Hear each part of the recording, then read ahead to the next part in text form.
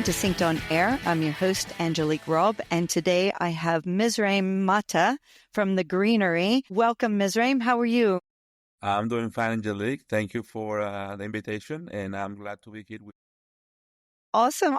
Well, you came on my radar because you started your own podcast, and your first guest was Jacob Hong from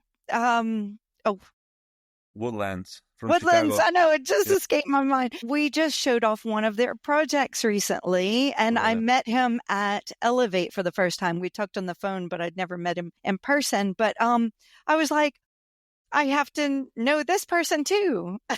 So, Good. Oh, thank you. Yeah, Jacob is a great person. yeah. Well, and so I thought, and then the next one is Skylar. I've met her recently too, and you had her as your second guest. So I Yes. was like, this is just too cool. I have to know Mizraim and see what he's up to. And we're going to do a trade of guest spots on each other's podcast. So Yeah, right. yeah, well, let's so you're from The Greenery Correct. and you're in South Carolina? It is correct. Yes, South Carolina. Okay. Yeah. And so do you want to tell us? I like to see how people got into the industry because, we all have some unique paths. Do you want to tell us what led you into our great industry? Sure. So everything started like 20 years ago, and it was funny because I get married and we moved to this part of South Carolina 20 Okay. years ago. And I was working in, doing like driving a truck and making deliveries, so nothing to do with the green industry. And then, being married, my wife said, I think you need to spend more time at home. So I was driving and be out 2 or 3 days a week. So I started, And overnight as well. So you were, yes, yeah, totally away. out Okay. of the town and, just married. So she said, I think you need to start finding another work. So another job. So I started talking to friends, and a friend of mine said, well, you should come to work with us at the Greenery. So I did a couple interviews, no experience. I have no idea then, nothing about the landscaping industry. The manager who hired me back then, Clay Kiner, he's retired already. He told me on the second interview, I say, I'm going to hire you just because of two things. Because you have a driver's license and because you're bilingual. And Okay. we need both. And we're going to teach you landscape on the go. So you're going to learn landscaping as we go. And that's how I started here. It was about 18 years ago when I started working here at the Greenery. And he really did that. He teach me landscape through the years along with other managers. Yeah. And that's how I started working in the industry, just like that. That's so cool. That's Yeah. so cool. Yeah. And I mean, and now you're plant and tree healthcare. Is that, tell us your title, your specialty? Correct. Yes, that's what I'm doing currently in the company. I oversee that department on the South Carolina region. Yeah. Yeah. That's fantastic. And so what were you doing to start with? You need a driver's license. So you were driving to sites, or what were you tasked So with? it was funny. The first task they gave me was the first or the second day. They give me a shovel, backpack lower, an Okay. edger, and a cart. And then they put me on like a HOA community. So Okay. I started doing edging on the road. It was a new property that they just started. So the grass was growing too much into the road. So I started doing that with a shovel and edger. And I did that probably for a month and a half, 2 months. And then, I was doing some translation and safety meetings and whatnot. And then my supervisor by the called to me and said, hey, I need your help in another location, so translation and things like that. And that's a good opportunity for you to learn about landscape. And so I took it, and from there, it's just the doors open. I was able to work along very good people that teach me a lot of stuff. And since then, I just keep learning until I started this position a few years ago and just go from there. I think it's an important, point that we need bilingual, support in our industry.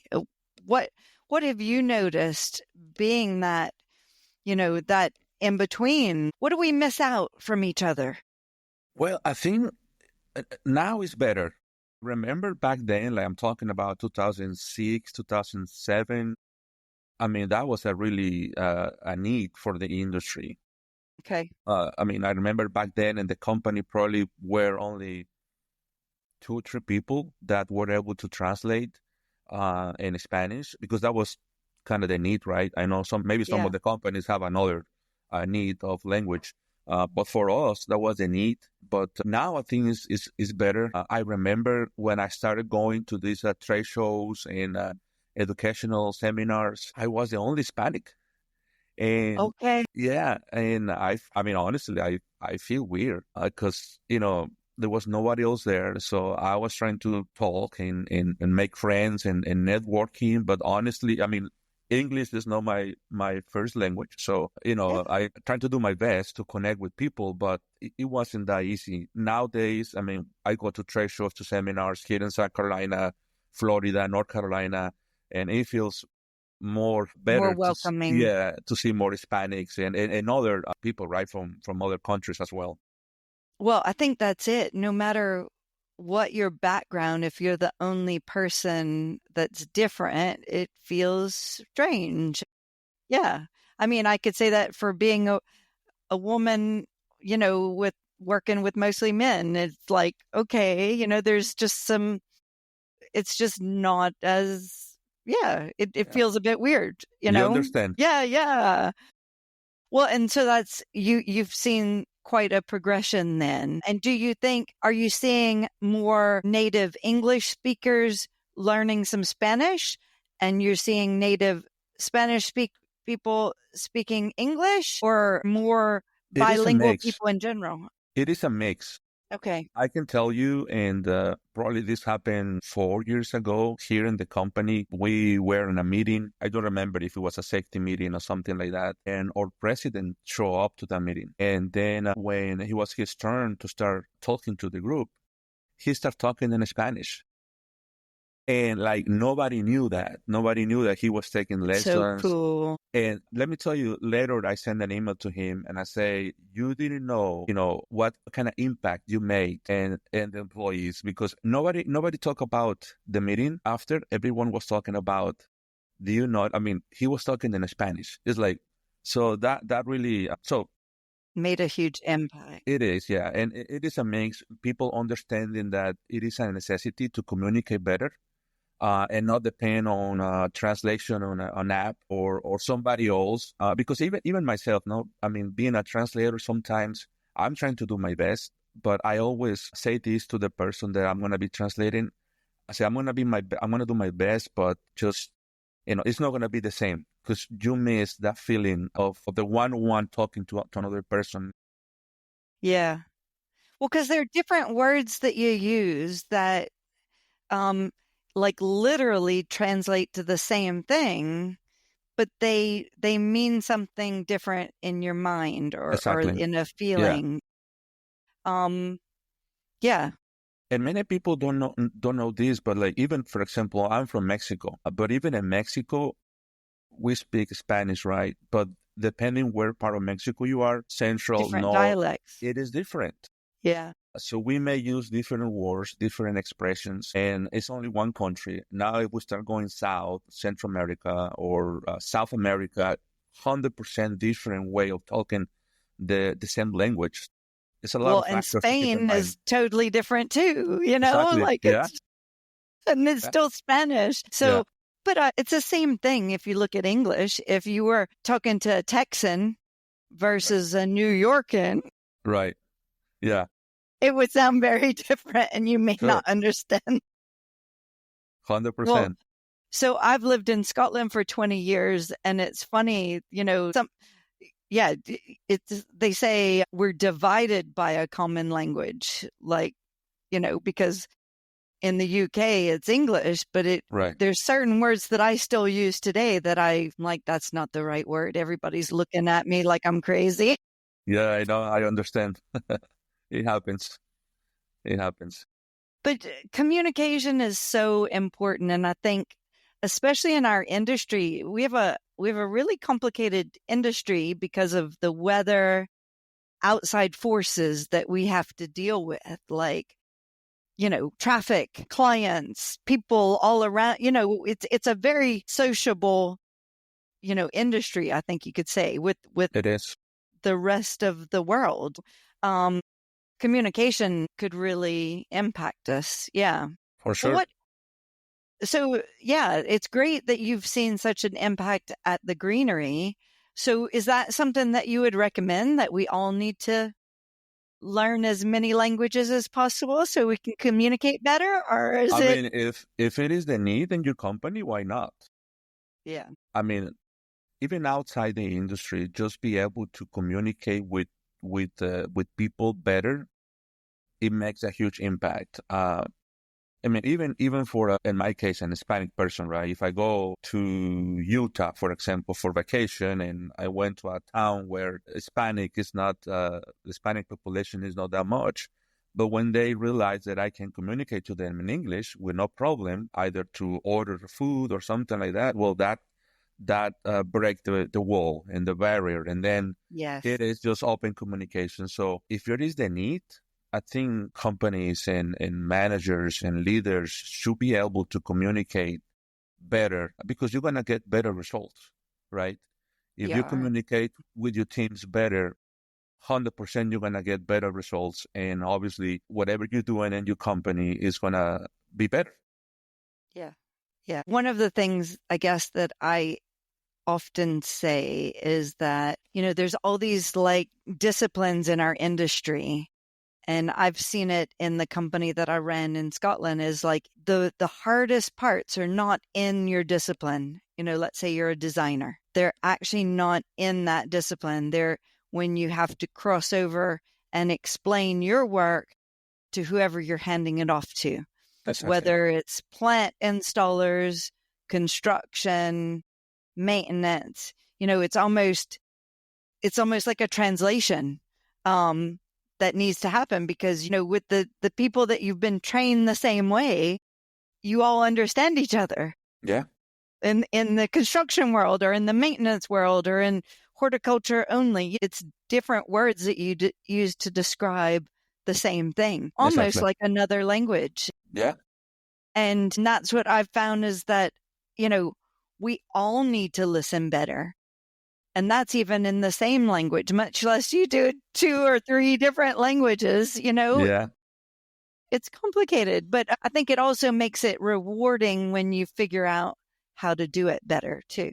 It is complicated, but it is possible, and it is exciting doing that, because it's just exploring a new world, a new phase of the industry, of the work that we do. And just like you said, I make can be easy for me to manage schedules and programs and things like that. But when it becomes communication to other people, or be able to understand them, how they work, what's the best environment for them, well, those are not Yeah. my main things, right? So I had to put my effort on that. So yeah, language barriers for sure is a thing that we need to work, but it is possible. It is hard, it is possible, but also excited at the same time for me. That's my point of view. Yeah. Yeah. And I think what you were saying before is almost putting yourself in other people's shoes to meet them where they are, or to figure out Exactly. how they work better. And I think that's something that takes practice. And yeah, it's a quality that will help you work with people a lot better, but it's maybe doesn't come naturally to put yourself in other people's shoes. Exactly. Well, and so what do you think, now that you've been in the industry, is you said 18 years or 20, somewhere 18, 20 years, 20 years, okay. 18 years here, here on the greenery. 18 years here, 20 total. And are there different specialties you want to work in, or what's your favorite part about the area that you're working in now, plant care? Actually, I love it. I mean, I like many things like technology and photography and like a lot of things, but really working outside on turf, plants, trees, and just discovering what's new and how the applications we made or the team made make a huge difference on the health and the appearance of the turf or the plants and understanding how everything works. It is funny that I went out on vacation, for example, for a dinner with my wife, and we walk in and I'm looking at the plants, I'm looking at the turf. Oh, there is so many weeds in there. You know what? Dinner. You know what I mean? It's like it's just like take it easy. You don't work anymore, but it is natural. It Can't is switch it natural. off. Just, Yeah. just just looking around, just seeing things, and here at the company, one of the statements is enhancing people's life through beautiful landscaping. And I feel like, at least in my personal opinion, I'm doing my work and living on that, because when you see people really enjoying the landscaping that we help to improve or to beautify, Yeah. feels good. And so at this moment, I really enjoy what I'm doing. Who knows if the future is going to open new doors? You never Yeah, know, yeah, right? of course, of course. But I really enjoy working with the team and the field, and with my networking with others, learning what's new. And so I really enjoy this.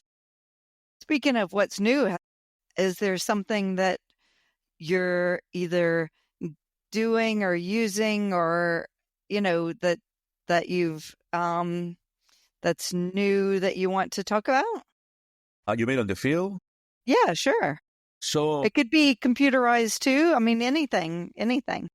so something that it is becoming a huge part of our programs is what we call PGRs, plant Okay. growth regulators. Yeah. It was new for me. I'm talking about probably 3, 4 years ago. I hear about them. I did some tests. I did some applications. Really didn't see results at all. But then I started kind of working more into, and it is becoming Okay. a game changer for us as a company. Be able to introduce PGRs into our programs help not just with the enhancing the beauty of the health of the plants, but also mainly helping with us with labor Yeah. cost. I mean, directly, it does have a direct impact into the labor. Use Yes. the PGRs reduce of the need of pruning. Yes. So that's where we focus in now. Be able to make that system perfect kind of deal, and kind of using this across the company. We started in a couple branches, and now we're just expanding this across the whole company. Okay. Yeah. Well, I have to say, I had never heard of plant growth regulators when I was in the UK. And then I toured the LSU Hammond Research Center Mhm. in Hammond, Louisiana. And LSU were doing experiments on, plant health, plant growth regulators. And I Goodness. was like, what is that? But it makes a lot of sense because, you always plant these shrubs or that you want to grow quickly because you want privacy, but then of course they grow quickly and they don't stop until they reach, their full size. And so Right. again, that means they take a lot of work. And it's not just the labor, it's the waste as well. So then you have a lot of cuttings to bring back somewhere to pay to get rid of or to chip or something. So it's Also, saving also labor. Yeah. safety is a huge part of that as well. So this need came to us when we were hit by COVID, back on Okay. 2021, 2020. Uh, 2020. Yeah, back 2020. was it 2020? So when everything shut down, and then it was hard to start getting people back to work. Uh, Okay. and then my main manager back kind of asked me, say, you need to start looking for options to help our maintenance division with the labor. So whatever you can find. So, and then I get a contact with a particular vendor, and then we start working on this product, and we saw the result. And since then, we just kind of every year is becoming better and better. So it helped with the safety, with the production, quality, waste, labor. So it's a lot of benefits of using PGI. Well, and you also mentioned that it helps the health of the plant. I didn't know that was a benefit. So, but you also said, so sorry, I'm going to throw lots of things at you, but you also said you didn't notice a huge benefit at the start. Does that mean that you have to tailor it for different types of plants or different sites, or tell me a little bit about, yeah, how to start using it if you've never used it? So we started on kind of our main properties where we feel like the need was the most Okay. and where we can get the benefit, like the whole package, right? Not just with labor, but complaining from clients and things like that. So we started on kind of a small scale and then we wait for a period of time just to see the benefit. And then we start just kind of scaling that to a major level where and then, from then it's like we started doing trials and different plans, different locations, different environmental. That plays a big factor as well, and then that we became where at this point we feel like we can expand this to all the market that we serve at this moment. And it helps, at least the product we're using, all the background, all the data this company have on the product shows that using this PGR the way. So this is cool. It is. I'm not gonna explain it the way they do it, but basically, this PGR, what it does is stop the growth or stop the plant to keep growing up, but it will use the energy or the nutrients to keep growing inside. So it will fill in. It will help to the How color does of it the know? plant. How does it know? I don't know.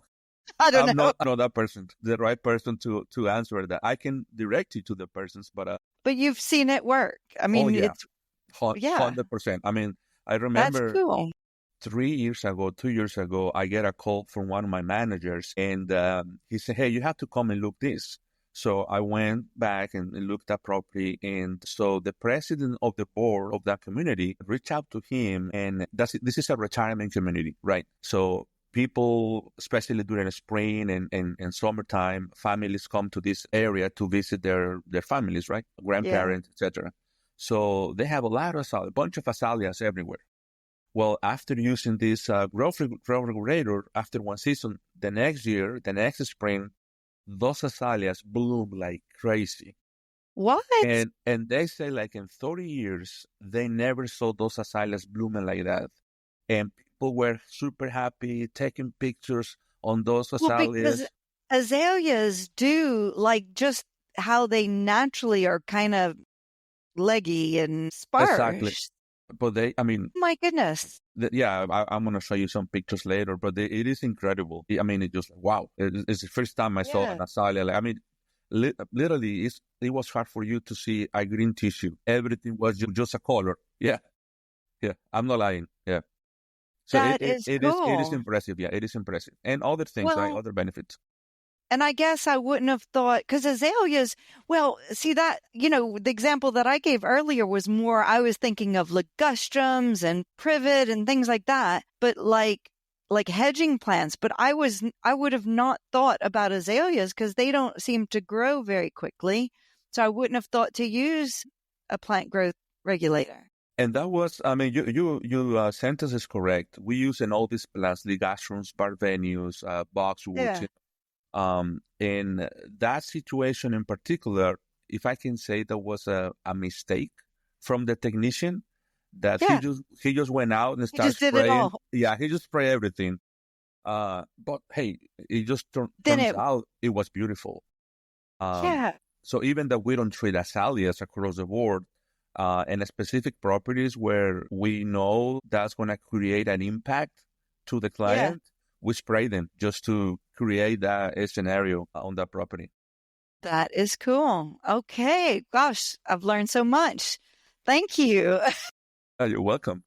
Well, and I also think, plant healthcare is becoming quite a great, you know, additional offering for a lot of companies. But it sounds like at the Greenery, it's been an offering for quite a while. What would you, what would you say about it as an offering? If there's companies, listeners out there that are wondering if they should offer that to their clients, what the benefits you see in general. Well, obviously, the way I see it is, and I always say this to my team and everybody else, we are the ice on a cake. We beautify the maintenance work, right? Whatever the maintenance crew is doing, we just make it pretty, right? Making sure the turf is healthy, no weeds, it's green, turf is Yeah. blooming. I mean, the plants are blooming, trees are healthy, things like that. It is a challenge because everything we do we just can control so little. Everything else, Okay. we don't have control. Mental environment, irrigation, soil, you name it. There's a lot of things that you need to put together in order to create the whole ecosystem, right? Well, and diagnose if it's a problem, you have to figure out why it's a problem. Like, why are Exactly. there weeds? Is it the irrigation system? Is it this? Is it a dip in the ground? Is it the, or what, you know, And also, I mean, another big part of that is the cost. It costs a lot of money to treat turf, plants, and trees. So companies,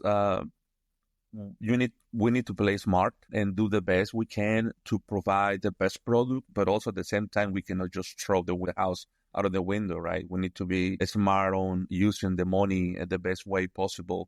So that's another big factor of that. Chemicals, it just keep getting expensive and expensive. expensive? Yeah. More people is becoming or asking for more like organic treatments. They don't want to use. They don't want to. They don't want synthetic chemicals, Fertilizers or, yeah. fertilizers on their lawns. So that's a lot of factors involved that make it a little harder to implement a program. But once a program is settled and you gain the trust of your clients and you have a good program in place, good team players, after that is pretty easy to roll the system. Well, I guess the one thing that I was thinking what you were saying earlier is that you also have to have some skills in the problem solving. So, like, to come up with a healthcare plan, you have to know about the soil, about the weeds or whatever you're seeing, whatever disease, irrigation, the conditions of the site. So that might be something that you need to allocate some time to for each job to Yeah, create a plan. I mean, exactly. some sleuthing. Especially when you're gonna start doing this work and your initial stage is when you need a lot of that, a lot of research, a lot of learn your Yeah. properties. Once seasons, couple years that you have a property on a program, you start seeing less issues. Things are more under control because you learn or you have under control the irrigation and maybe you work in the soil conditions a little bit, things like that. But when you started a new property, that's when is the real Gonna challenge take some again. time. Yeah. Yeah. Well, yeah, no, that's really good feedback for people looking to add that as a service. And do you mind if any of our listeners reach out to you if they have any questions? No, I mean, I always tell people I don't know anything. I'm fortunate to know a lot of people in the industry that are willing to share the knowledge with me. So every time I have a question, I do the same. I just call somebody else. That's how we learn, though. We can't know it all, and each person can't know it all. It's better to know who to call. Exactly. Yeah, that's the best thing. Well, and I mean that's half the battle. Even remembering all the people to call and that's still a thing to do. Yeah. Well, and I also wanted to talk a little bit more about because you've just started a podcast called The Green Talk. Yes. What inspired you to do that?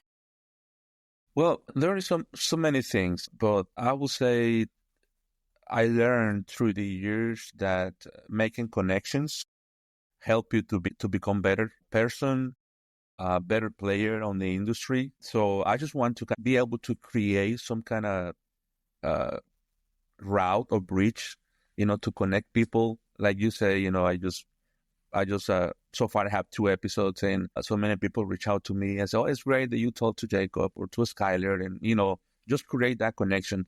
And honestly, the main thing for me was just to be outside my comfort zone. I'm not a talker person. I'm a very, many people don't believe this, but I'm a shy person. Introverted.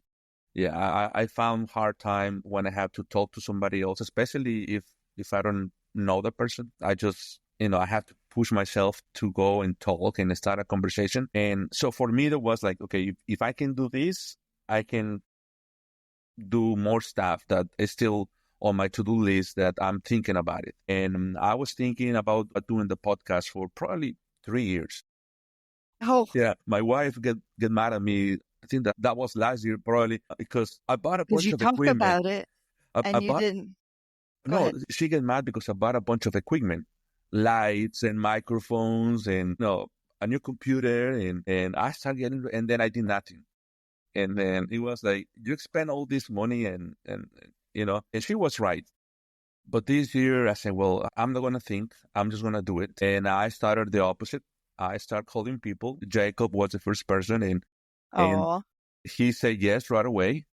So for me that was the green light. I say just now you have to do it. exactly. Yeah, yeah. And yeah, now I have to do it. And we set a time, a day, and they said, that's it. We go. No more thinking. And then, it was more like a personal thing for me. Say you can do it. Yeah. You can do this. And also at the same time, help others, create those connections, get to know more people, get insights from others. So yeah, Well, I think it's great. And I love, love, love, love that the fact that, one of the reasons you did it was to get out your comfort zone. Because how many times do we stay in our comfort zone and it's very comfortable there, yeah, it you is. know? But if I look back, on all the times I was the most uncomfortable or did something out of my comfort zone, those are the things that I'm most proud of today Exactly. and where I've grown the most. And so why don't we force ourselves to do that? Yeah. But it Yeah. does take a lot more effort. Yeah. And I mean, I started this probably a month ago.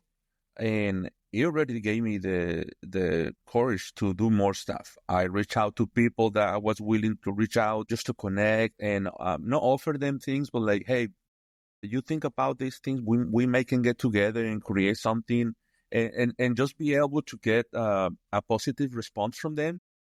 It was like, I was just wasting my time all these years. I probably You could be 2 years ago. Well, you can't change the past. Yeah, So that's true. don't even think about that. Yeah, Just let it change your future, correct. Yeah. Well, I love that. And look look at this. Like we hadn't even met and then we're recording a podcast not knowing each other. And now I feel like yeah, we know each other a little bit better. We're going to keep in touch. And yeah, I'm really excited to know you. And I think, I've learned a lot just on this podcast. So Yeah, same here.